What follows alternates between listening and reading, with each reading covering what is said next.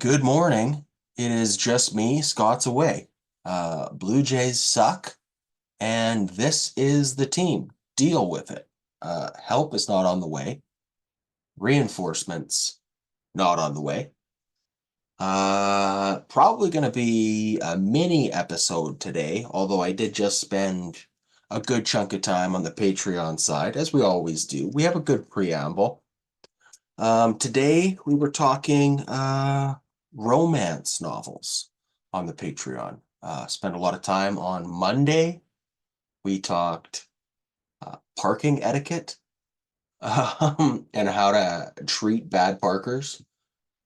We talked romance novels. So there was a follow-up to that part this morning. And then we also talked the logistics of making a wish, loose eyelash, going through a tunnel, things like this. So we spent a good amount of time on that. Honest to God, as far as a baseball podcast goes, this is not the best. There are many better options across Blue Jays land. Thanks for tuning in. Um, but the Patreon, the stuff we give the Patreon, Scott and I being comics, it's quite funny. So not usually never baseball related, but we usually do between like 20 and 40 minutes of what we call the preamble, exclusively for the Patreon. So today the Patreon did get some solo preamble from me. What's left of this episode, we're going to do three studs and a dud. Might look ahead to the Seattle series that we've got starting tonight. Beyond that, I really try to not get too negative on this team, but man, this is not a good team as it stands right now. And I don't see a path forward other than crossing our fingers for good old positive regression, which I hate. I hate so much. Let's get into it. For starters, three studs and a dud. It was a tough one this week. On the pitching side of things,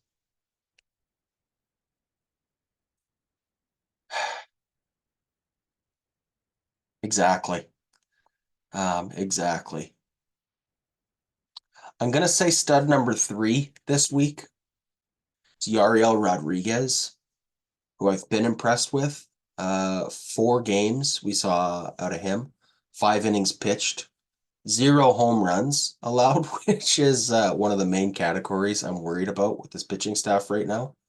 And just 1 earned run. 9 Ks versus 1 walk, and a whip under 1 at 0.8. So Yariel Rodriguez,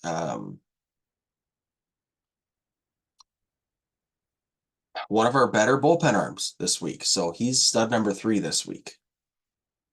Stud number 2, man, I went back and forth on this one again. Um, hmm.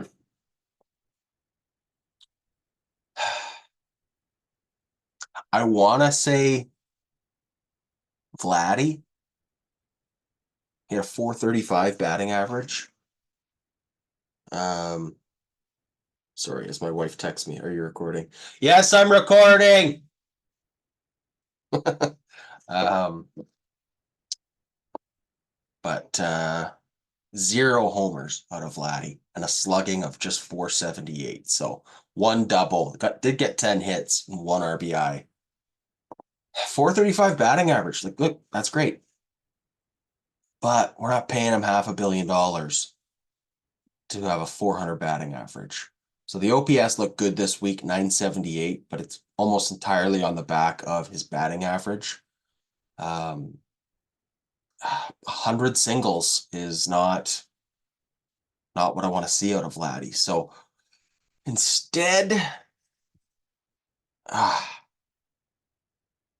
Dalton Varsho, also a candidate, did get a home run this week. 250 batting average. Again, limited reps out of Varsho as we're easing him back into the swing of things. I'm going to say stud number 2 this week instead. Anthony Santander, starting to turn it around. It's a 280 batting average, did hit another home run, 4 RBIs, which led the Blue Jays in ribbies this week. So the 797 OPS, really good, not great. But Santander finally starting to heat up. Does lead the Blue Jays in home runs at this point in the season, which is an unimpressive 5, but it is more than Vladdy and it is more than Springer. So Anthony Santander, stud number 2 this week. Stud number 1, George Springer. 2 home runs out of Springer and a double. Had a stolen base this week. So a 263 batting average, nothing to sneeze at. That is really good, not crazy, really good. With a slugging of 632, good for an OPS over 1,000. So that's 1.072 for an OPS out of George Springer. Look, George Springer is having the most shocking season of any Blue Jay this year. I cannot believe how well he's playing at age, how old is he? At age 35, which is basically 100. He's been trending down for 4 years in a row. And now at age 35, showing signs of life. 4 home runs. Look, it's second on the team in home runs through 35 games. And a 298 batting average. I mean, I wish that wasn't good enough to be second on the team in home runs. I wish that was good for 5th. But George Springer has been, this is better than I ever could have asked for. If you were to ask me in preseason expectations for statistical output for every guy on this lineup, with the most optimistic point of view possible, right? And I'm saying, okay, Vladdy might hit 50 home runs, Santander 40, 45 home runs, Bo Bichette might hit 350 with another 25 home runs of his own. Dalton Varsho, high 20s, right? Might get 27 home runs this year. Never in a million years would I have guessed George Springer was going to be hitting close to 300 with 20 home runs. I wouldn't have guessed that by the end of the season. So kudos to George Springer. He's stud number 1 this week. Honorable mention, I'm going to say, goes to Dalton Varsho. Dalton Varsho has been exactly what this team has needed with his return. So he's going to continue to get eased back into before he gets full playing time. But this is, look, 1 home run, 3 RBIs. You don't like seeing 7 strikeouts versus 0 walks. The only person with more strikeouts this week was Bo Bichette with 8. But like, if you're getting a 250 batting average and I don't want to say 1 home run. Yeah, 1 home run a week on average. That puts him on pace for 24 home runs. If you get 20 home runs out of Dalton Varsho with a 250 batting average, you'll take that. So Dalton Varsho, honorable mention, elite defense to go with it. So there you go. Duds this week.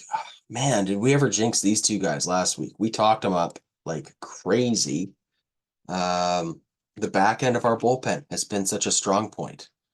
Not anymore, I guess.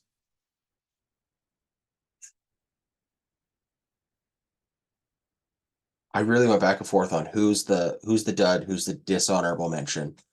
I'm talking about Jeff Hoffman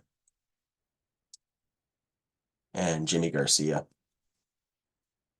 They've been just lights out through the first 5 weeks of the season, and then this week, both of them were just snake bitten. So Jimmy Garcia, I'm just going to talk about these two guys together, and then I'm going to tell you who's the dud and who's the dishonorable mention at the end here. So Jimmy Garcia, 63 ERA. Jeff Hoffman, 32.4 ERA. Hoffman allowed 2 home runs. Garcia allowed 1. So 2 appearances for Jimmy, 7 earned runs. 3 appearances for Hoffman, 6 earned runs. Garcia only got 1 full inning, so we got 3 outs in 2 games. Hoffman got 1.2 innings pitched, so 5 outs across 3 games. Not good. Whip for Jimmy, 6. That's walks and hits per innings pitched. For Jeff Hoffman, 5.4. Both guys had opponent batting average of 500 or better. Look, the numbers are worse for Jimmy Garcia. There's no way around that. But I'm going to say he's dishonorable mention this week because of the roles they're in. Is simply put what it is. Jeff Hoffman is your dud of this week. Look, he's the closer. He's the closer. Garcia's the setup man, which is almost equally important, but again, not quite as important. The closer is the closer for a reason. He's your lockdown guy in the 9th, into extra innings if need be. So Hoffman, Garcia numbers looked almost identically, both terrible. But the reason Hoffman's your dud is because of the role he's in, and we just need more out of him than we do out of Garcia, although we need a lot out of both. Long-term panic level on either of these guys, out of 10, maybe a 1. I'm not worried about it. These things happen. This is the problem with a small sample size. You look at some of the best closers of all time, Mariano Rivera, Eric Gagne, Canadian. The guys go through a stretch where they have 2 or 3 bad outings in a row. I'm not worried about it. Can't be worried about it. I've got too many other big things to worry about with this team. So Jeff Hoffman, dud this week.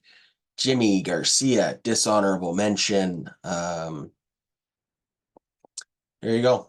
That's your studs and your duds for this week. Let's just look ahead at what this team has coming up, because I don't feel good about this team anymore, and I'm trying not to panic.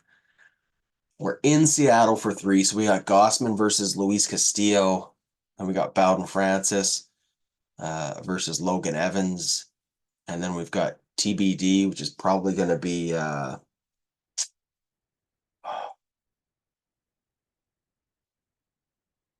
who'd we have pitch against the Angels? I can't think of his name in this moment.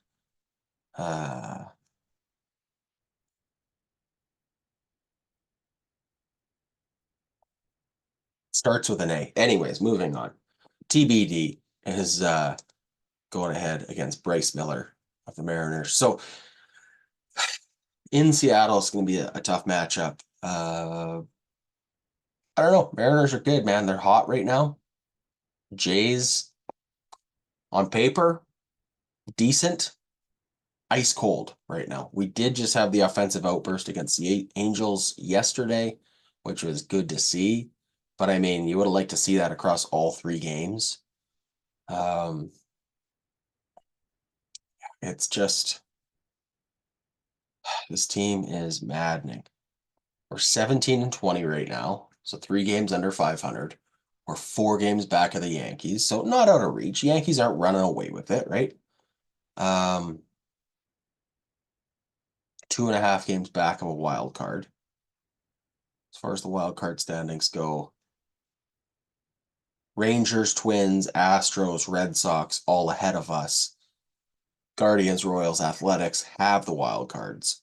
So do your math on that. We are the 11th best team in the American League.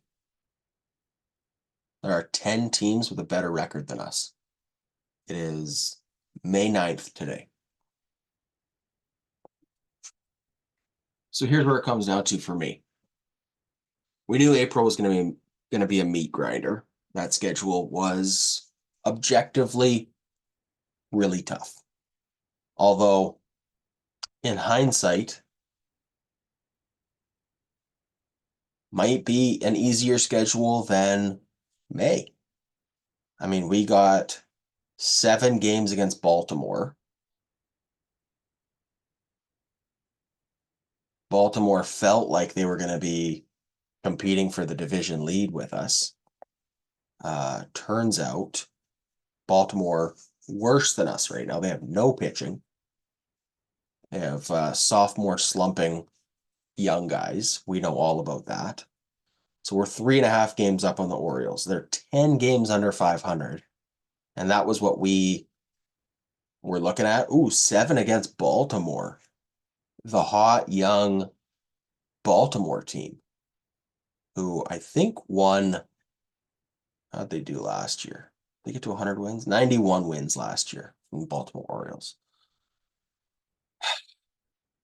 So, I don't know. In hindsight, Baltimore, Washington, the Mets, the Red Sox, the Braves, Mariners, Astros, only 4 against the Yankees, and then the Red Sox again.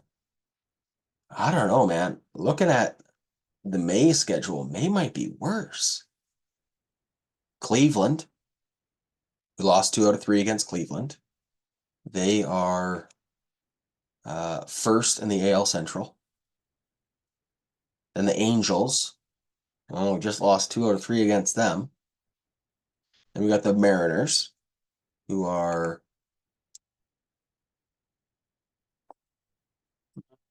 sorry, I got my pages all flipped around here. Mariners leading the AL West, 8 games over 500. Then the Rays. Rays is probably the soft spot in our schedule. They're 5 games under 500. The Tigers in Detroit, they're leading the AL Central, 12 games over 500.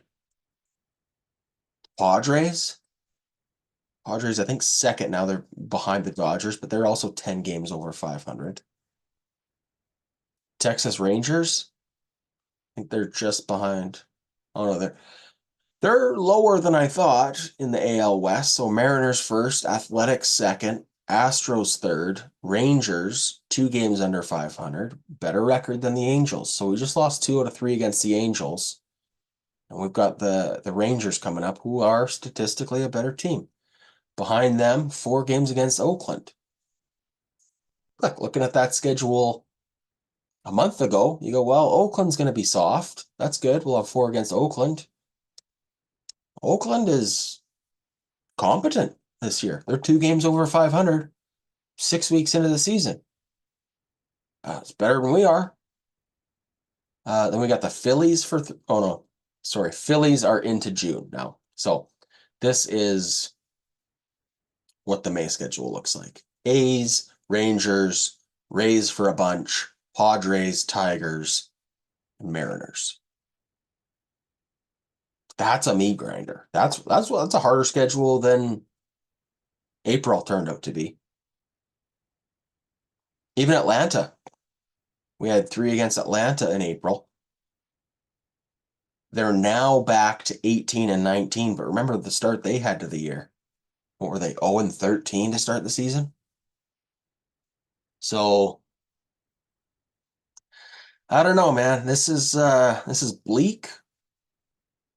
Looking ahead, I mean, at the end of April, we said, look, if we're within sniffing of 500, we have to call that good. Let's survive April and then make our hay when the schedule softens. Well, what did we just say? The schedule's getting harder. So if we were happy to be 2 games under 500 through April, 2 to 4 games under 500 for May has to be something that we're like objectively feeling good about based on setting the bar there for April's expectations. So that puts us at 4 games, maybe 6 games under 500 by the end of May. We're now a third of the way through the season at that point. 2 months out of 6 down. And we're potentially 6 games under 500 going, okay, well, we're treading water here. Are we? Are we treading water if we're 6 games under 500? And by then, the Yankees, who are currently 5 games over 500, maybe 8 or 9 games over 500, which means we're now, instead of 4 games back of the Yankees, probably more like 8 games back of the Yankees. Never mind where we are in the wild card. We're currently 2.5 back. If we're 5.5 back of the wild card, I mean, sure, you're 1 run away.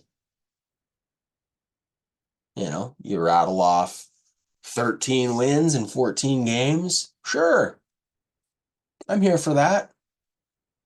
But is that the strategy? As a fan? Is that what we're selling ourselves? This team is what it is, and it's bad. Sorry to say. I want to love this team. I want to. The pitching started great. The pitching did start great. Chris Bassett has come back to earth. I'm looking at our starting rotation here. Bassett, Barrios, Gossman, Francis, Scherzer, who started pitching to live batters and says the thumb's starting to feel great, which could not come fast enough. Although, do you rush him back? Bassett, ERA 3.35. Gossman, 3.83. Barrios, 3.86. Those are fine numbers. They're better numbers if you have one guy at the top who's pitching to a 2 ERA, and you don't have a guy in Bowden Francis, with an ERA of 5.6 on the season.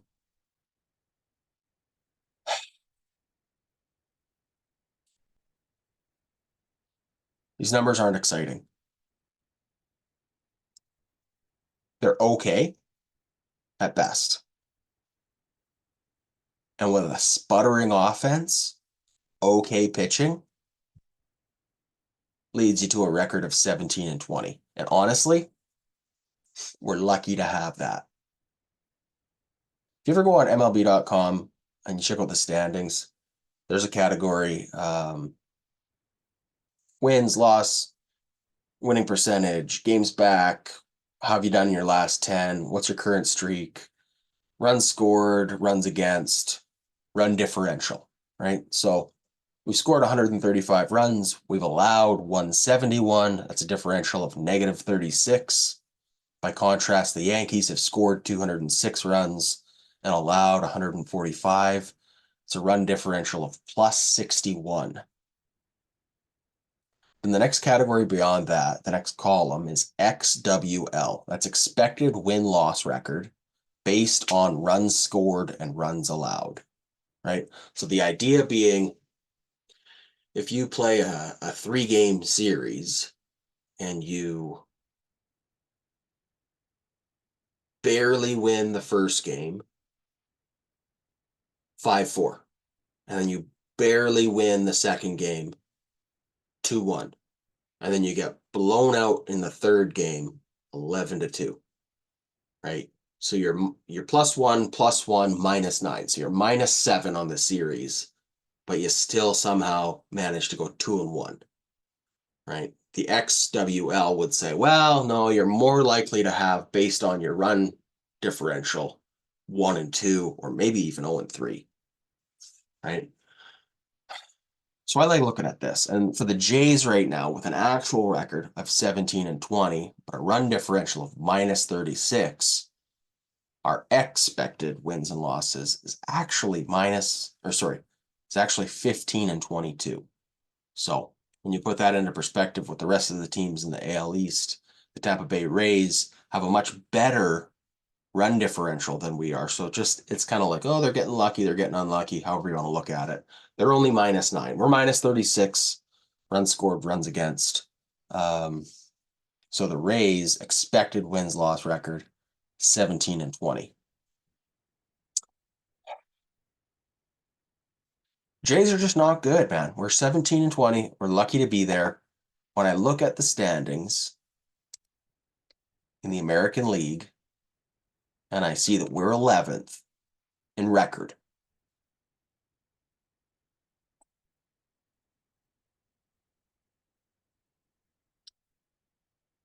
And I look at the schedule we've got coming up in May. I just go, yeah, we are the 11th best team in the American League.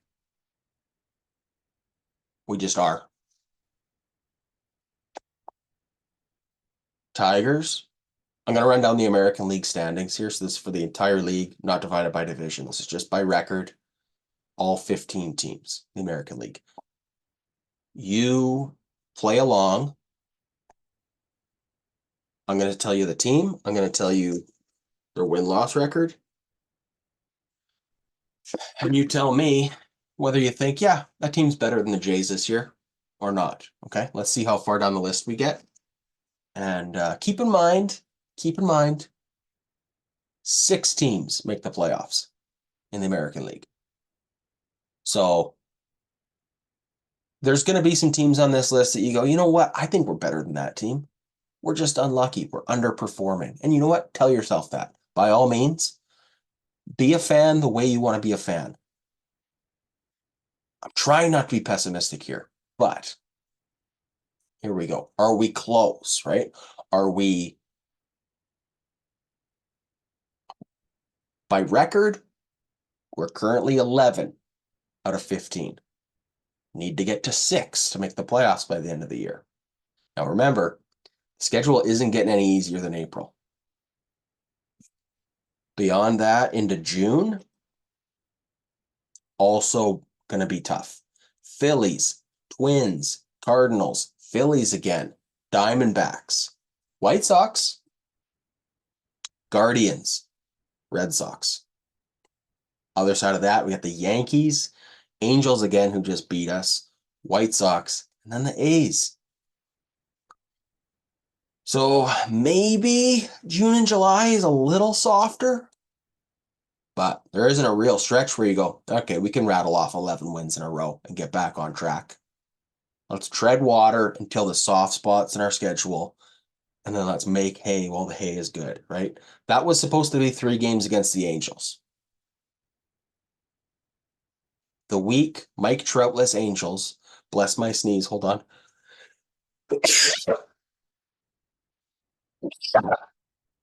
Oh, that was terrible. Probably god-awful listening. I'm sorry. Couldn't find the mute button. Angels were supposed to be the soft spot where we're supposed to make hay. We just lost 2 out of 3 to the Angels. So, okay, let's go down the list here. MLB standings, American League only. We got to be a top 6 team, top 7 or 8, and you go, okay, now we're splitting hairs. You know, now a couple bounces go our way, a couple bounces go the other way. You know, you can squeak in as an 8th best team. You can kind of smoke and mirrors your way into being number 6, right? So let's go down the list here. Tigers, 25-13. They're better than us. That's 1. Mariners, 22-14. They're better than us. Guardians, 22-15. They're better than us. Royals, 23-16. They're much better than us. Yankees, 21-16. They slapped us around pretty good. Took 2 out of 3 against us. We scored 4-2 in game 1 and then lost 11-2 and lost 5-1. They handled us quite easily. So Yankees also better than us. We're already at 5 teams that are, barring a plane falling out of the sky, better than us now and going to be better than us all season long. That's 5. Now we're talking about those teams, I think, are all playoff teams. We got 1 spot left for a playoff spot. This is where we start splitting hairs. And this is where I'm open to some positive feedback to be optimistic. So talk me off this ledge here. But the Oakland A's, or wherever they're playing, Sacramento, Las Vegas, the Athletics, they're 20-18. Remember that run differential we talked about? They are minus 24 in that regard. So they have an expected win-loss record of 17-21. Okay. You could tell me that we're a better team than the A's, that they're overachieving, that they've had some real lucky balls and calls break their way. Okay, I'll hear that. The Red Sox 20-19, run differential plus 19. That's pretty good.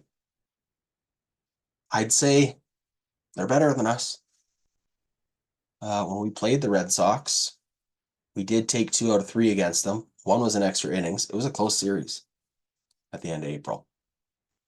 Start of April, we took 3 out of 4. 6-2, 6-1, 2-1 in 11 innings, 4-3 in 10 innings. This is what I'm talking about. These are games that could break our way, could go the other way. I think we're okay. Right now, we've got a 5-2 record against the Red Sox. I think 4-3 or 3-4 is probably, if you run that simulation on those 7 games, it's probably 4-3 or 3-4 90% of the time. So the fact that we got 5 out of 7, we got 5-2 against the Red Sox, that's doable.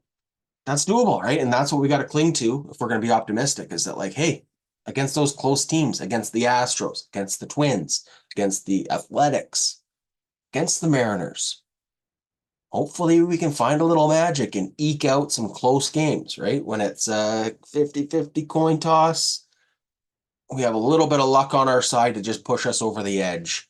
And, if you're 51% better than a team on any given day, you get the whole victory. You get the whole point, right? So that's where we can make some moves here. But Red Sox, I would say, probably better than us.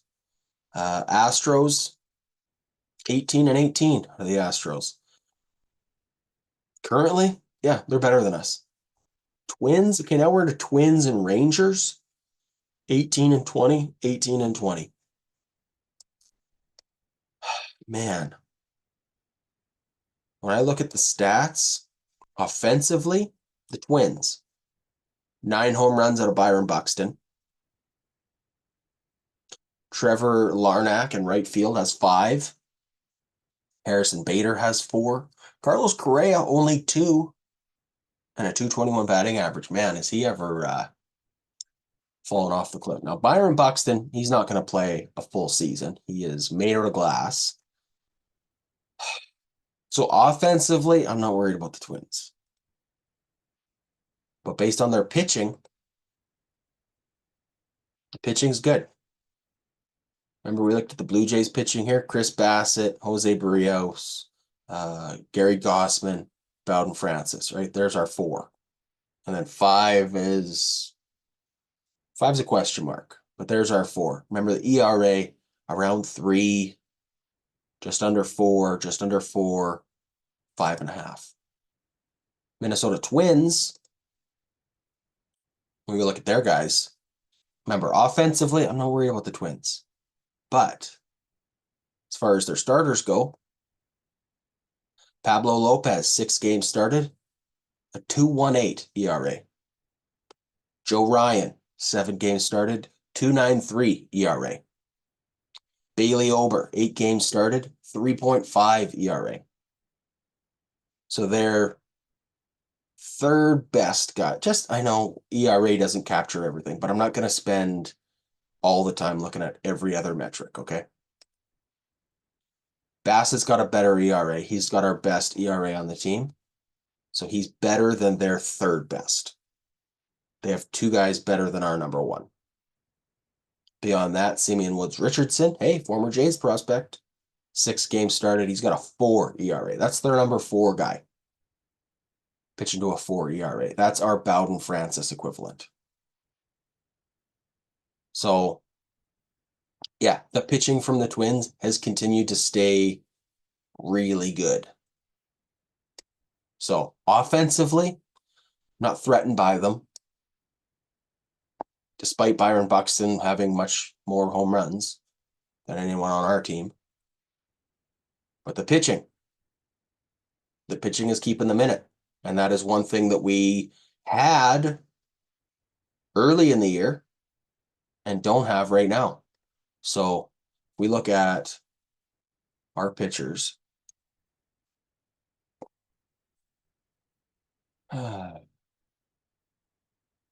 Last 3 weeks, check these numbers out. Barrios, Bassett, Gossman. That's our big three. We look at Bowden Francis, yeesh. But let's do it.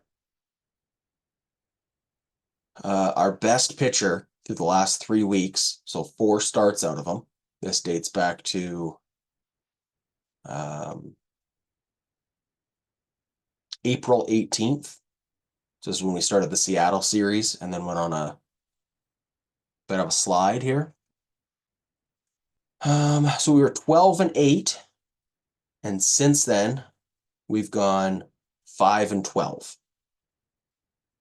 Okay, that's the context of this time frame. Blue Jays pitchers, Jose Barrios, a 2.63 ERA.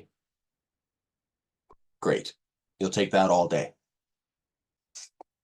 Chris Bassett, remember the start to the season he had through the first 3 weeks of the season and had an ERA like under 1? Started with a 0, I'm pretty sure, from Chris Bassett.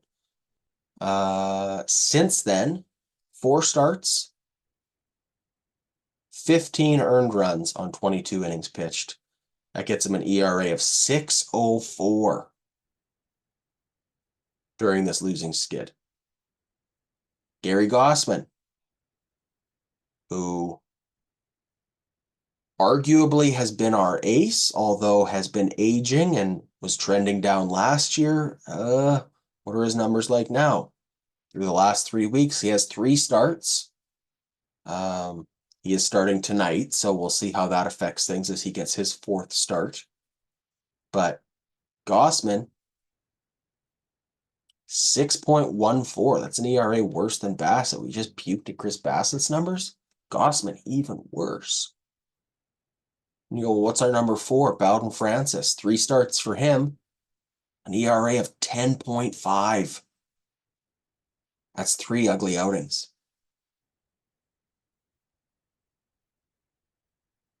That gets you a record of, what did we say, 5-12 in your last 17 games? That's how you get there, man. So Twins have the pitching. Jays, yeah, we said we have the pitching, but it was old. Scherzer goes down. We try and bobble our way through what was his name? Easton Lucas. Who else did we get starts from? Anyways, Easton Lucas gave us a couple good ones, gave us a couple ugly ones. We tried a 4-man rotation for a bit. Now we got Jose Urania. We're asking a lot of our starting pitchers, and we're not getting it right now. Sans Jose Barrios, who has been as good as you could ask for out of Jose Barrios. So we got one guy doing his job. The other 3 guys, definitely not. And then 5th spot where you go, I don't know what we're getting out of him yet. So Twins, much better pitching than us. Next, you got Rangers, and then it's the Jays. So how's the Rangers look? Rangers, offensively, similar to the Jays. Wyatt Langford in left field, 6 homers. Adolis Garcia, that guy fucking mash. He's only got 5. Yona Heim behind the plate with 4. Corey Seager, 4. We'll go all the way down to number 8 on the list. Marcus Semien with just 2 home runs and a batting average of 179 from Marcus Semien. Remember when we used to pine over the days of Marcus Semien? Hindsight's 2020, but that's a guy a lot of people are sad we didn't lock up. Marcus Semien. How much money did he get? I know it was big. Marcus Semien contract. 7 years, $175 million to play second base out of Marcus Semien. Since leaving Toronto. So Toronto, the year before that contract, hit 45 home runs and a 265 batting average. Incredible. Then he went to Texas, and since then he's hit 26 home runs, 29 home runs, 23 home runs, and has 2 home runs this year. The batting average, 276, 237, now 137, or 179. Yeesh. He is 34 years old. And they've got him for another 3 years at second base. I don't know. Rangers, though. Offensively, not a threat. How's their pitching look? All right, here we go. We look at their top guys. Tyler Mahle, 8 starts. ERA of 1.48 so far this season. Nathan Eovaldi, 8 starts. 2.03 ERA. Remember Jacob deGrom? One of the most talented pitchers of all time. Can't stay healthy. He's healthy this year. 7 games started. 2.61 ERA. Patrick Corbin, got 5 starts out of him. 3.28 ERA. Jack Leiter, 5 starts, 5.09. Kumar Rocker, 5 starts, 8.10. Okay, so the back end of their rotation, underwhelming. Look, that's okay. You can have a guy in your number 5 spot who's giving you an ERA of 5, 5.5, like we're getting out of Bowden Francis right now. Right? Our numbers on the year, Bassett 3.35, Gossman 3.83, Barrios 3.86, Bowden Francis, if he's your number 5 guy with a 5.66 ERA, you can swallow that. If your number 1, your number 2 are giving you the numbers that Tyler Mahle and Nathan Eovaldi are giving you. 1.48 ERA, 2.03 ERA. If we were getting that out of Bassett, Gossman, Barrios, you go, okay, we can swallow a couple of bad days out of Bowden Francis and Easton Lucas. But we're not. We're getting good, not great numbers out of our top 3 guys, Bassett, Barrios, Gossman. And then we're getting as expected numbers out of our back end guys, which again, we only really have a 4. We don't even have a 5. So you can get like a 3 to 3.5 ERA out of all 5 and be okay. Or you can have like a min-max situation where you've got 2 elite guys, an average guy, and 2 bums and get away with it. That's what the Rangers are doing. Rangers are a better team than us. Beyond that, let's look at the 4 teams below us. Rays, Angels, Orioles, White Sox. We won't spend too much time on that. The Angels did just beat us twice. I think that's a little unlucky. I think we're a better team than the Angels. But that's just because, I don't know, the history of the Angels being incompetent colors my opinion of them and the season they're having this year. They had a great start to the year and have been really bad since, but they still beat us 2 out of 3 just now. The Orioles, way underachieving. Man, they have no pitching. Talk about how bad our pitching is. Let's look at the Orioles here.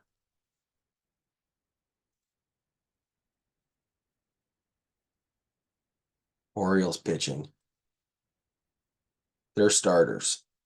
So looking at 8 starts, 7 starts, 7 starts, 6 starts. And then their number 5 has been split between Zach Eflin, Kyle Gibson, Brandon Young, and Keegan Aiken. So not going to worry about that number 5 spot, just their top 4, let's say, that are getting bulk of the starts. Sagano. This is their new pitcher out of Japan. So he's 35 years old. But it's his first year pitching in Major League Baseball. So Tomoyuki Sagano. Damn, that's a tough name for me. 7 starts, has a 3 ERA. That's their best starting pitcher. The next two, you got Dean Kramer, 8 starts, an ERA over 5, 5.24. And then Cade Povich, 7 starts, 5.5 ERA. And then Charlie Morton, 0 wins, 7 losses on the season, a 9.38 ERA through 6 starts. That's their top 4. So you got to have elite hitting. You have to have an all-star team of batters if you're going to get pitching like that and hope to go anywhere. So the Orioles are in trouble. Sugano looks good. Beyond that, I don't know what you're expecting. Like Charlie Morton, a 9.38 ERA. He's 41. That's not getting any better anytime soon. You know, Dean Kramer, 29. Okay. He could figure something out. Cade Povich, 25. Okay. You know, these are their Bowden Francises. Bowden Francises. So you can hope for some development, right? Kramer learns, oh, he's tipping his pitches. Okay, he works past it, right? Like, oh, he's tweaks his delivery. He gets past it, you know? Povich, for sure. You can hope for more out of him. If Povich is your number 5 at 25 years old, you feel great. Charlie Morton, definitely not getting any better. And then, yeah, between Kyle Gibson and Eflin, and yeah, their pitching staff's in trouble. So, Orioles, I think this season's a write-off for the Orioles. I don't know. They have a lot of work to do to fix that pitching rotation, and there's just too many holes. And 10 games. It's crazy to say the Orioles, who won 91 games last year, are a team you're already ready to write off, but feels like they are. I'd say the White Sox at 10 and 28, the Orioles at 13 and 23, and the Angels, who just beat us twice. I think they got lucky in that one, though. I think if you play that series against the Angels 100 times, we take 2 out of 3, 70% of the time. I think we sweep another 10% of the time, and then 1 and 2 is 10% of the time, and getting swept is another 10% of the time. So I think the Angels, I think, are done. I think Mike Trout, I think, is done right now. Mike Trout, what's his status?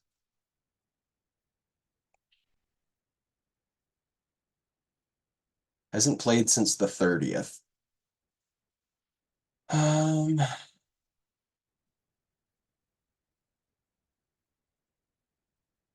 Anyways, I don't want to spend all this time on Mike Trout.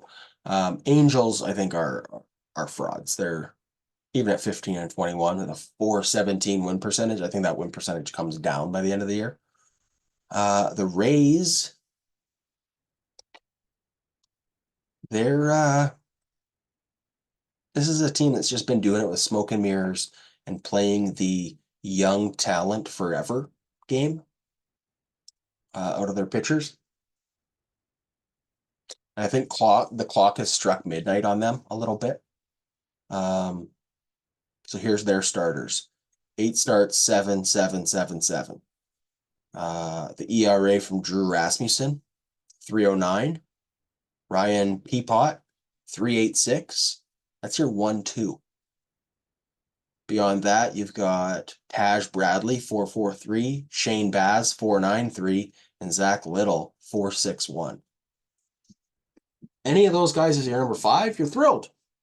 As your number 4, you're at a 4.6 ERA out of your number 4. Like, all right, as long as my number 1 and 2 are doing incredibly, and they're not. Remember the Twins? Pablo Lopez, 218, Joe Ryan, 293. Or the Rangers, right? Tyler Mahle, 148, and Nathan Eovaldi, 203.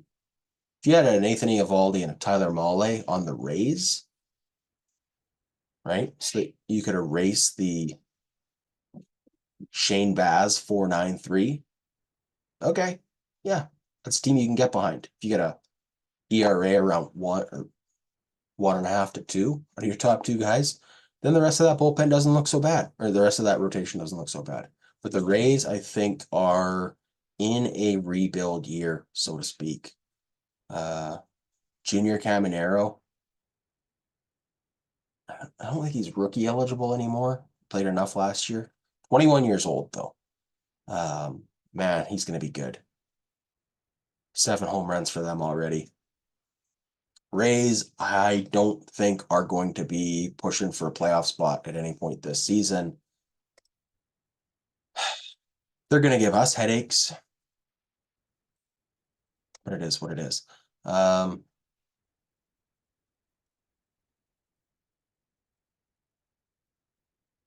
there you go. Standings. Tigers better than us. Mariners better than us. Guardians better than us. Royals, Yankees, all better than us. That's 5. Those are 5 playoff teams.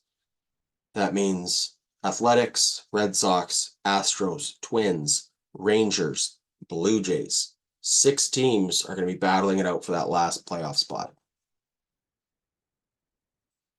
Can we do it? I don't know. I'm skeptical, man. Maybe we get Max Scherzer back.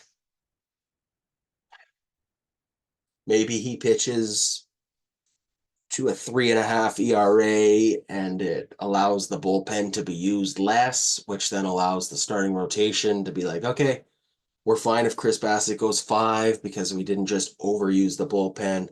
Maybe Chris Bassett pitches 5 great innings. I don't know. It's tough on your pitchers, especially when they're old. And we talked about it at the start of the preseason that we have like one of the oldest starting rotations in baseball. Even our young guy, Bowden Francis, isn't yet really that young. So to have an aging Chris Bassett, this is the problem. Chris Bassett, 36. Gossman, 34. Rios, I think 32, 30. Then you got Bowden Francis. He's your young guy, and he's still, 29, right? So the problem is when you get Chris Bassett, knowing that he's got to go out and give you 6 or 7 innings, he's got to kind of pace himself, right? Like he can't just give it everything he's got for 100 pitches. If I only go 5 strong innings, the bullpen will take over. When you've got your entire starting rotation saying, I need to go at least 6, I gotta go 7, right? They gotta dig deep on every pitch. They gotta be going max effort on every pitch to be effective. And when they're not, when they got to dial it back, when they got to go, okay, let's try and induce some ground balls. Let's not worry about being unhittable. I don't want a 7-pitch strikeout. I want a 2-pitch at bat that hopefully is a grounder because I need to get a couple extra innings out of myself here, right? So if every at bat they're thinking, okay, soft contact, well, soft contact is the first step towards hard contact, right? So that's the trouble we're finding ourselves in right now. Anyways, that's enough rambling for me today. Thanks for tuning in. Sorry Scott was away. He'll be back Tuesday for mailbag. So get your thoughts in on this team. Are we better than the other 6 teams that are going to be fighting for that final playoff spot? Am I too negative? The farm is depleted. We don't really have any trade capital to bring anything in. So this is the band. There's no lead singer we can go find in a dive bar somewhere that's going to save our band and catapult us to the mainstream, so to speak. What a weird analogy to end with. But that's it. That's the team. That's the Jays. They stink. It's frustrating to watch because they should be better than this.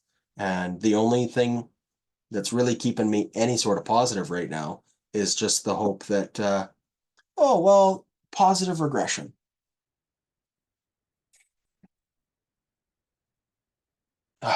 Okay, all in with this positive light at the end of the tunnel.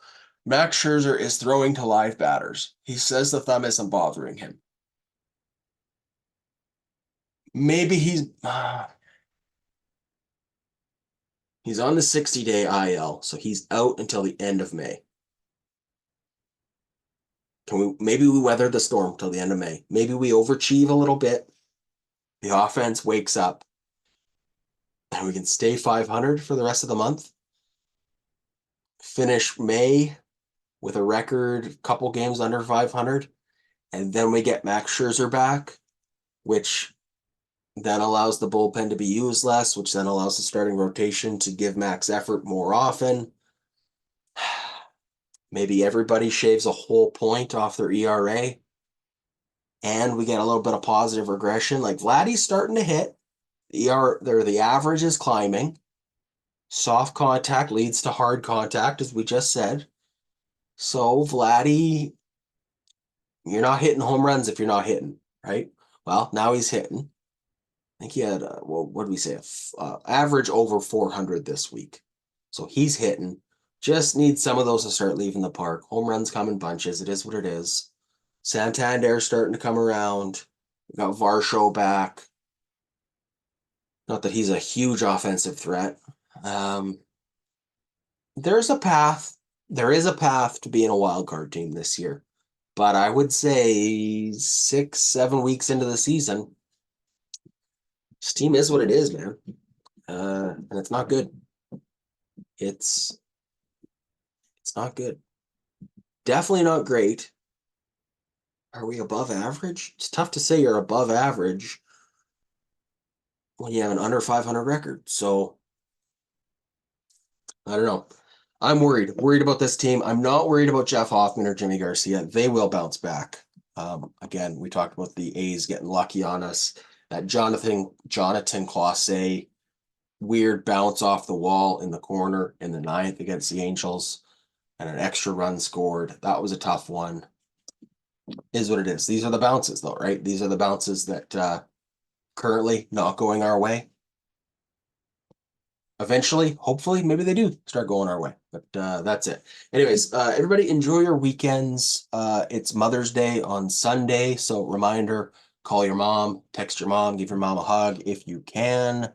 If you can't, well, cheers to all the mums out there. My wife, thank you for being an awesome stepmom to our daughter.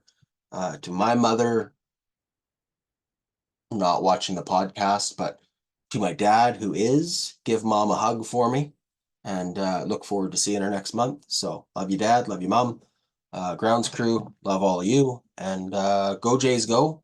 We'll see you Tuesday for mailbag and Patreon. We'll see you Monday for MLB Mondays. Cheers.